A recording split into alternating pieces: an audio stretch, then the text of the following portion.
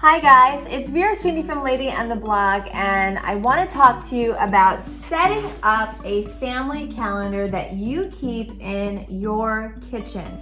Now, I am a Google Calendar girl when it comes to family. So I am a handwritten planner girl when it comes to my business, but typically I have always been a Google Calendar person when it came to family settings. But to be honest with you, I have a child in elementary school, first grade.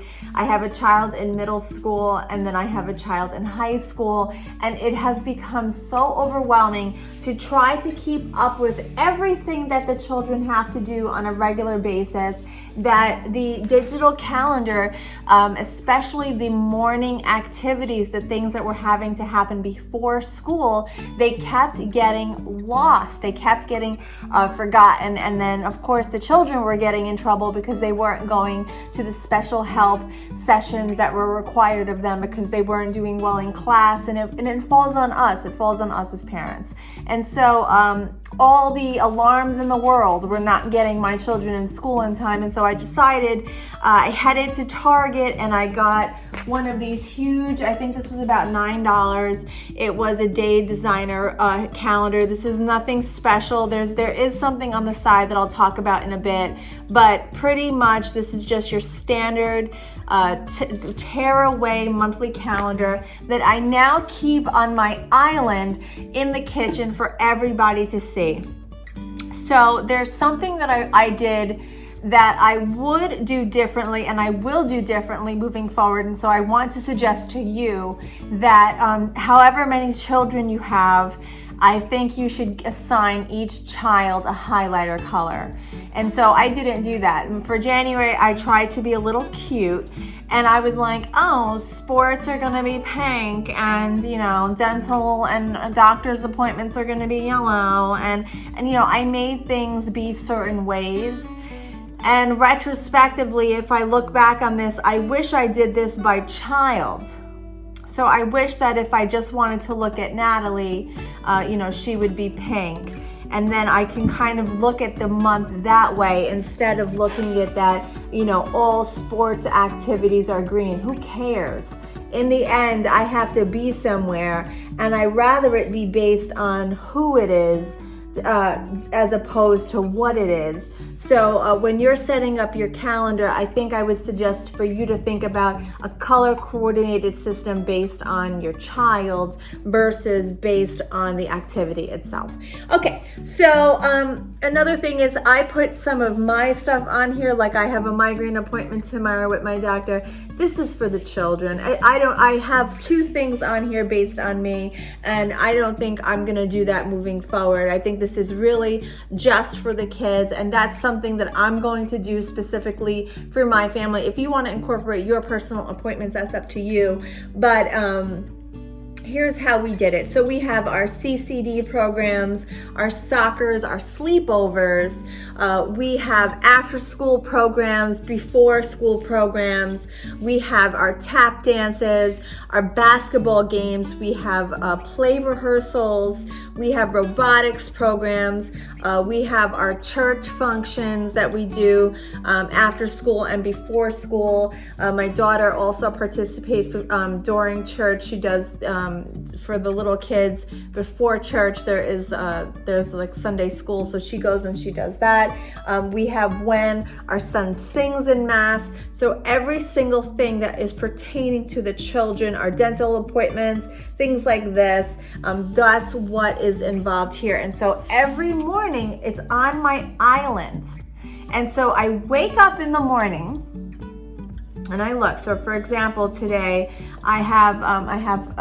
so today I was going to tell you my cleaning people came, because I did have my cleaning people come, and that actually has to be on this calendar because it does relate to the children, because my boys sleep without shirts on and they get very, obviously they want to have their clothes on. When our cleaning people come at 7:45 in the morning, we like to have everything done before 8:30, before the kids go to school and before our day starts. So every other week we have cleaning people come, so that is relating to the children, believe it or not. So on Tuesdays, our cleaning people people come nice and early, so I knew when I woke up in the morning at 6:45, I had to tell the boys, you have to get dressed before breakfast because we have people coming over.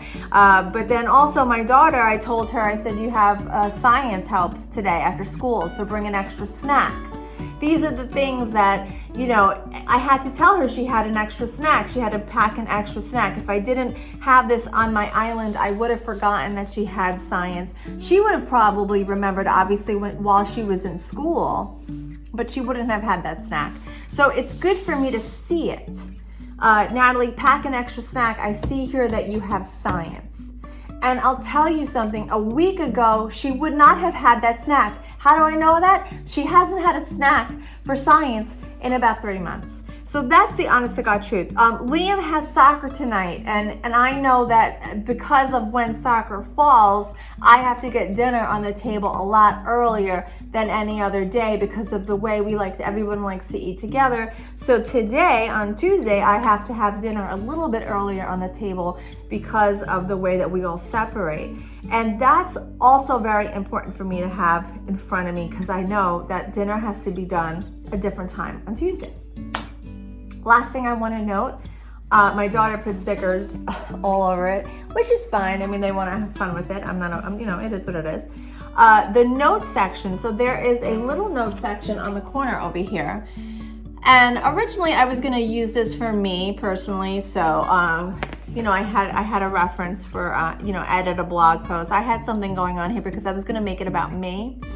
And then I realized that this was really more beneficial for my family. So we're just going to ignore that. But for Natalie, she has special help for science. So she has to go and get special help for science. But there's 2 choices for her. So if she cannot make the Tuesday after school science, there is also an additional science that she could go to, which I put on the side, is Thursday mornings at 7:10 in the morning. Now, I'm not going to put that in my calendar because I don't want her every Thursday at 7:10 in the morning. She doesn't have to do that. But I need this information somewhere because if she happens to miss one Tuesday, the consequence is she has to go Thursday morning at 7:10 and here's the room number and here's where she has to be and blah, blah, blah. So we know if she doesn't go today, if she comes home today for some reason, guess what? Thursday morning, 7:10, we know where you're going to be. So while I don't have it in my actual calendar, I do have that information on the side. And I actually have to write something like that for my son because my son, even though he's an accelerated, this is the funny thing about my town. So my son is he's in the accelerated program. And he has, I think, an 87 average. And he goes for extra help. Is this the most ridiculous thing you ever heard in your life? Okay, whatever. I know you have to have like a 92 or whatever the thing is to remain an accelerated. But for me, someone who did so poorly in school, it's just hysterical that my son is going for extra help. And for an 87 average, I mean, whatever. But this poor kid is going for extra help in math because he has an 87 average. I mean, I just have never heard of a thing in my whole entire life. But this poor kid has to go twice a week for math because we're in the accelerated program. And here we are. This is what we're doing to our children. And I have one time a week on this calendar, Liam, 7:45 a.m. on Thursdays. And again, if he misses Thursday, he has another day. Oh no, it's already here, I'm sorry. He has to go Mondays and Thursdays, right? He has to go twice a week. To get help until he gets his grade over 90s. And that's twice a week. I mean, that just is what it is. So that's already on the calendar. I made a mistake about that. That's not optional. That is twice a week he has to go to school for this. And we now have it documented. And we were missing these things. We were missing these things because we were not organized. And, you know, my mother said something to me last month. And I said, I just can't get on top of my life, Mom. I had mentioned in a group that I co-founded on Facebook, and I said, she has said 2 profound things to me in my life, but she's actually said 3.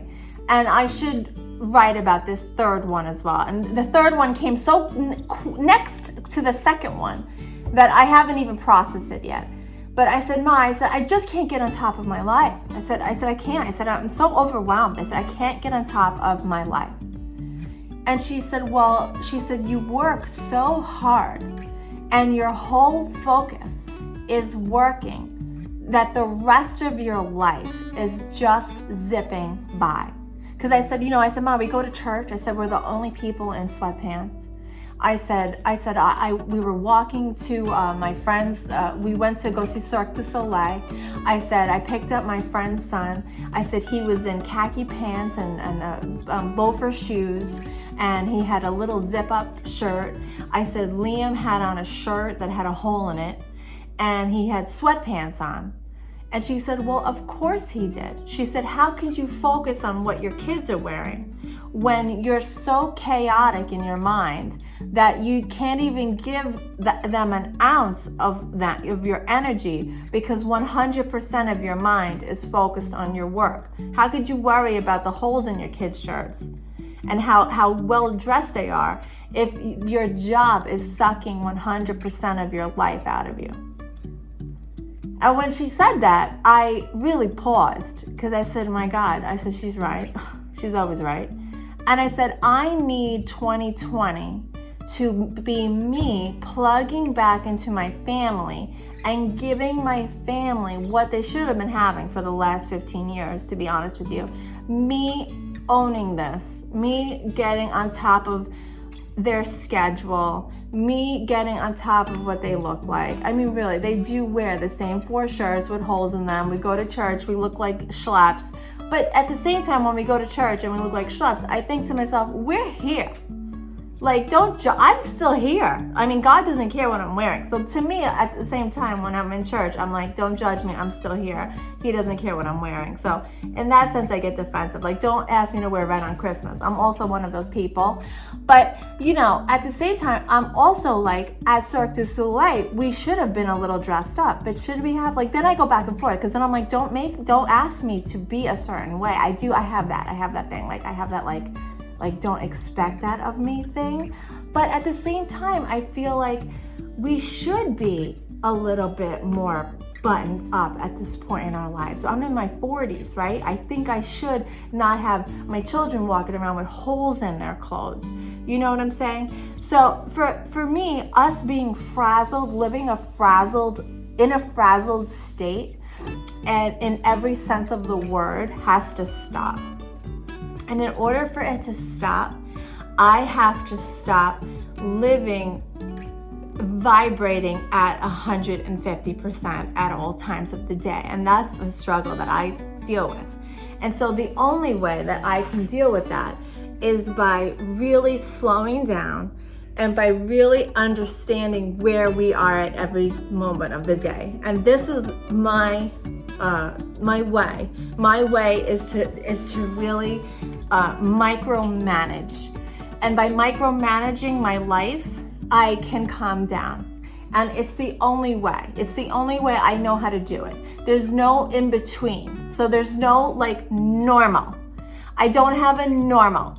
So my normal, there is no normal. It's either I don't care and you deal with it and I have no idea and we live in utter chaos, or it's color-coded. It's color-coded, utter chaos. It's color-coded calendars on our island. And this is what 2020 is. So I hope you're ready, because I am going to be starting to share just a little bit about where I'm going mentally with my life. And it might be a breakdown or it might not. I don't know. We're going to find out. But I feel really good about this, and I have a lot to share. So I have, I got a lot of things going on, guys. I'm managing my money, so we're gonna talk about that. I just bought this Noteworthy planner, which I'm gonna start tracking expenses, because we have a one nut that we got to pay down, and we are going to pay it down. We had a big talk we've been talking quite a lot about it, as a matter of fact. But 2020 is a year of responsibility. And I think, you know, I had my word of the year as present. And it is also still my word. My word is still present because, you know, I'm cooking with my family, and, you know, I'm changing every concept of my life as far as like thought, and like I'm being available. But it's also being responsible. I think it's not, I'm not like, you know, I'm trying not to just eat my money. Like that's the one thing that we do. We eat our money. And, you know, I'm trying to be responsible. 2020's word is responsibility. And I'm going to document my way through this as a form of accountability. So whether or not anybody sees it is not really a priority for me. It's more of me doing it as a means to make sure that I continue to do it. So if somebody watches it and they feel that this helps them do something similar for their household and gets them on track, then I'm so very grateful that I popped this video up. But at the same vein, it's also